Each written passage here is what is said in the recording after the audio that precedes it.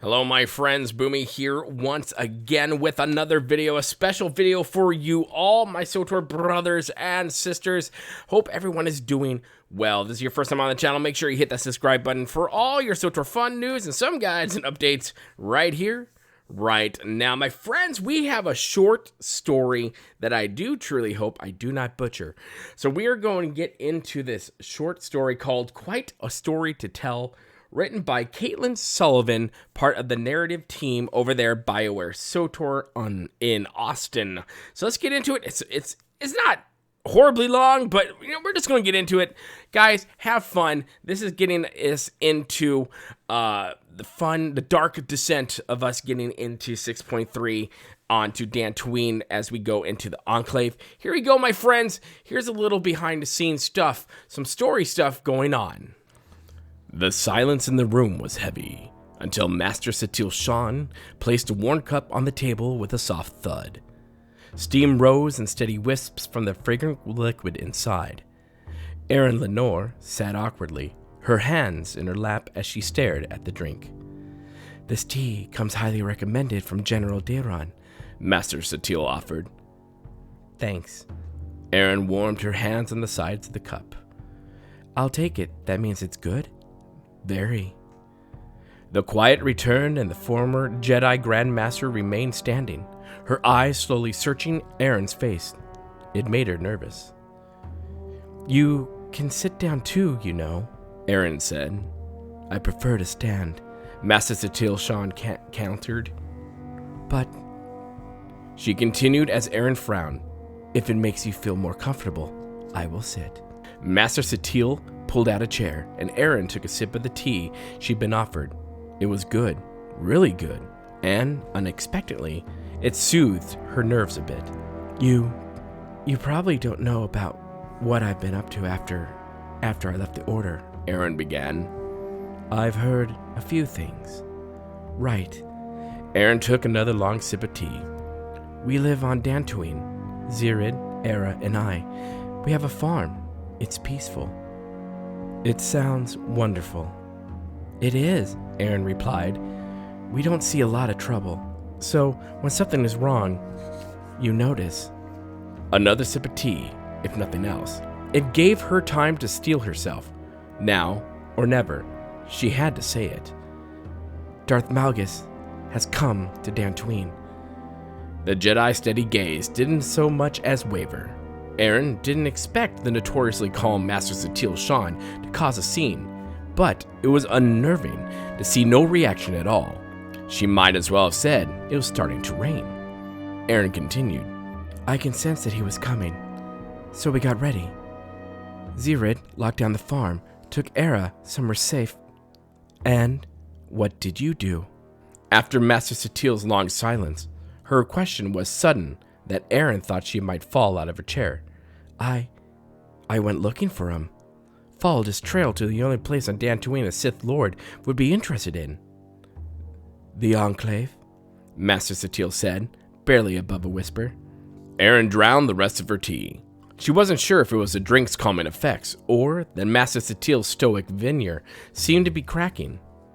But she finally started to feel some confidence in reliving what happened. In the same way she could sense Malgus approaching Dantooine before he arrived, Erin could feel the powerful Force energy radiating from the abandoned Jedi Enclave before it came into view.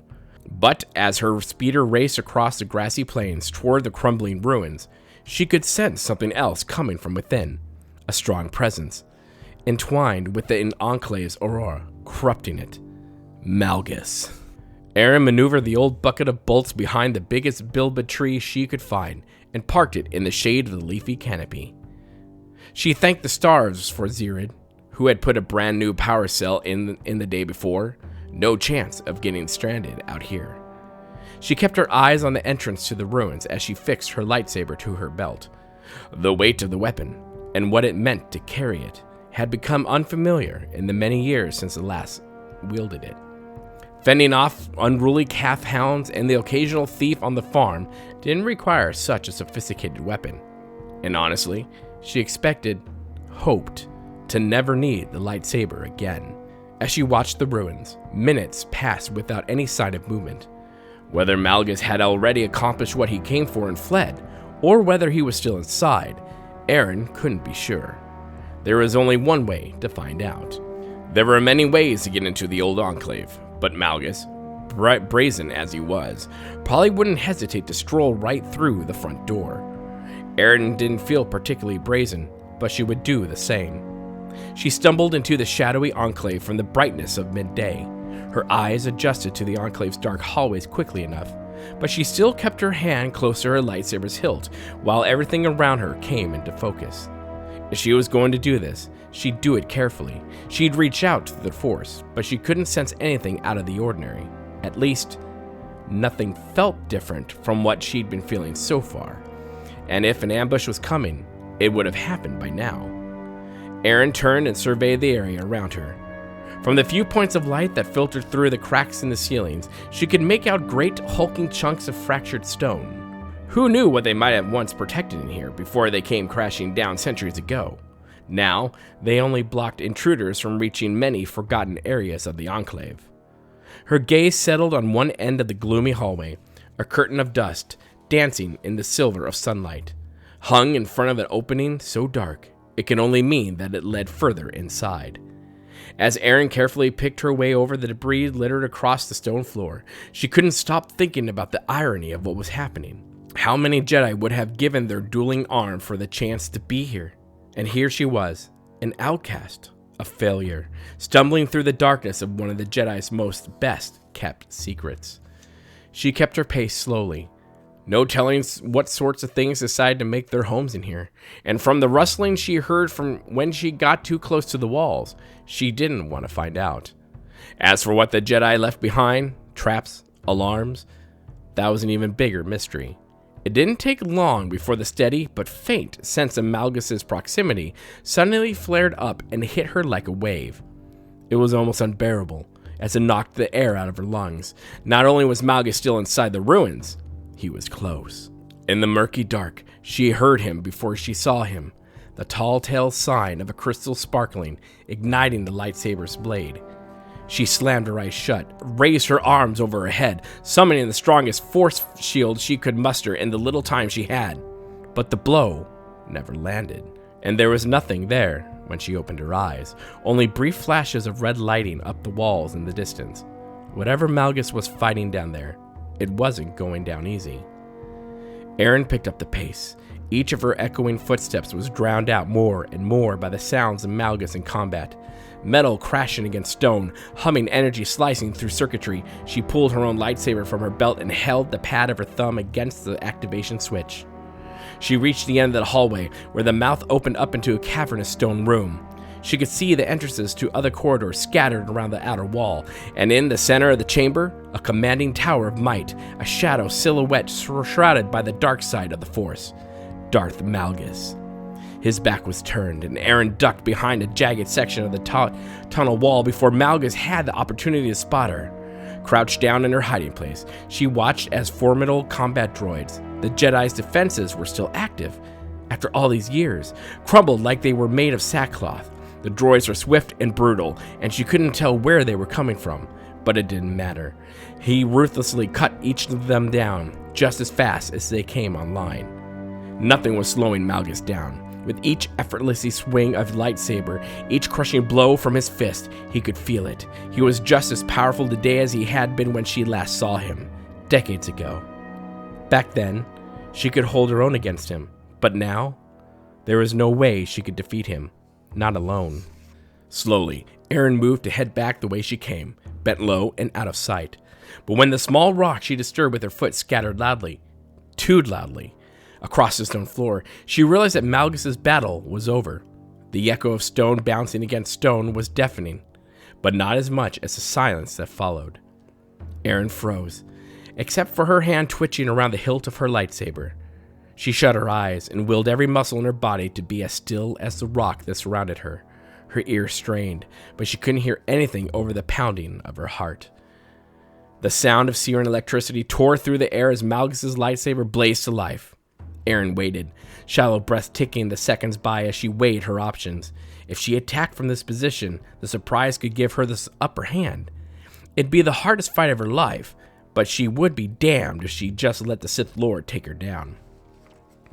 Aaron pushed the breath that she had been holding through her teeth and tightened the grip on her lightsaber until her weathered knuckles turned white. She pushed the soles of her boots firmly into the dirt, and she ran.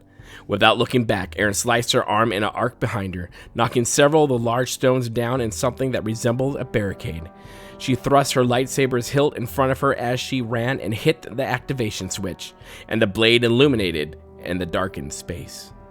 Fighting Malgus would always be a gamble. There was a small, but almost negligible, chance she might win, but Aaron learned from a very young age to trust in her own feelings, and with every fiber of her being, she could feel that if she faced Malgus now, she would never see the sunlight again.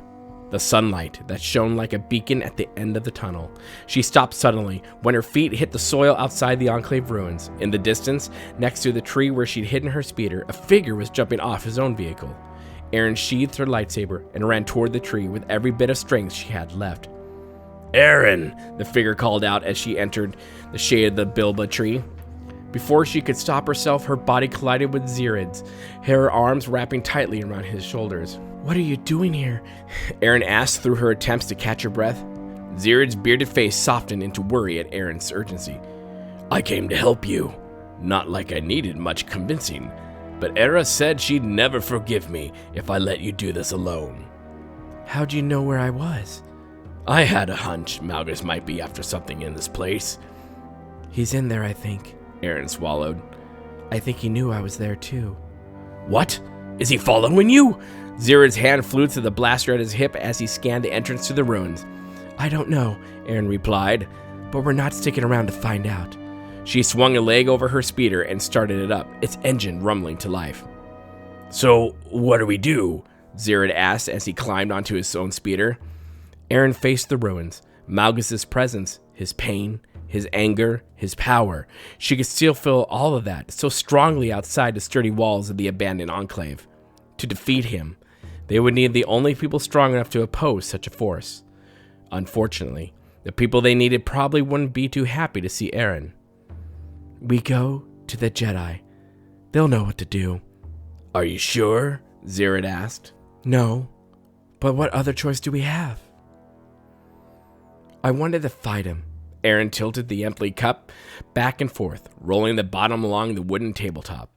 "Maybe I should have, but deep down, I knew. It was going to take more than one ex-Jedi to stop a monster like Malgus. So, once I got Zirid and Era somewhere safe, I came here.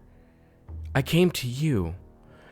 Master Satil's bright blue gaze remained steady throughout Aaron's story, but now, just for a moment, Aaron thought she saw something like amusement as the Jedi narrowed her eyes. "I'm glad to see that as you've matured, you've learned to let the cooler head prevail." Aaron folded her hands in her lap and gave a curt nod. Whether Master Satil was offering good-natured ribbing or genuine criticism, Aaron had no desire to be reminded of why she withdrew from the Jedi Order. I could feel Malgus's anger, his frustration, but there was more. It was almost like he was confused, like he knew what he was searching for, but he couldn't find it. Aaron sighed. "That's all I know. I would tell you more if I could." "It's all right. You've done well, Aaron. Thank you." Master Satil stood and crossed to the opposite wall, her back to the room. "So," Master Satil began, "how should we handle this?" Aaron furrowed her brow. "Why are you asking me?" she replied to Master Satil's back. "This is Jedi's business, and you're the last person I need to remind me that I'm not a Jedi anymore." Master Satil turned her face to her, her passive expression easing into understanding. "You're not the only one who relinquished their ties to the Jedi. My role, my place in the Order isn't what it used to be. If I'm being truthful, it's been different for years, really. But we will all have our parts to play in this, regardless of our standing in the Jedi Order." A wordless moment passed, but before Aaron could respond, a cool, clear voice rang out from the door to their meeting room. A young woman with bright red hair leaned against the door's frame, arms crossed. "Satil, Sal Duran asked to see you. when you could spare a moment." "What fortunate timing," Master Secrets replied. "There is someone I would like her to speak with." The young woman barely spared a glance at Aaron, but she turned and left the room. Master Secrets gestured toward the door, her gaze on Aaron once again. "Let's go together. I know Master Swtor would be very interested in hearing what you have to say."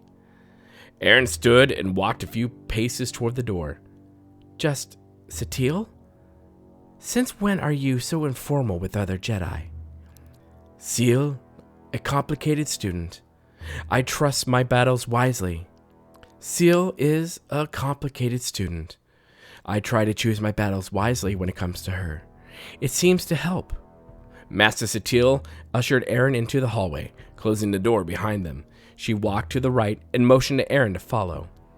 "I mean, when I say things have changed, Aaron, the Jedi Order and many of us with it, others hold the responsibility that once was mine, and I need you to tell them your story before you return to your family." The two walked on. "I understand that the Jedis aren't what they used to be," Aaron began. "But things can't be that different, can they?" "Oh, yes," Master Secrets replied sternly. "But change is one thing that the Jedi have always been familiar with, no matter how hard we fight it. And after all that you've shared with me today, I feel that more change is yet to come."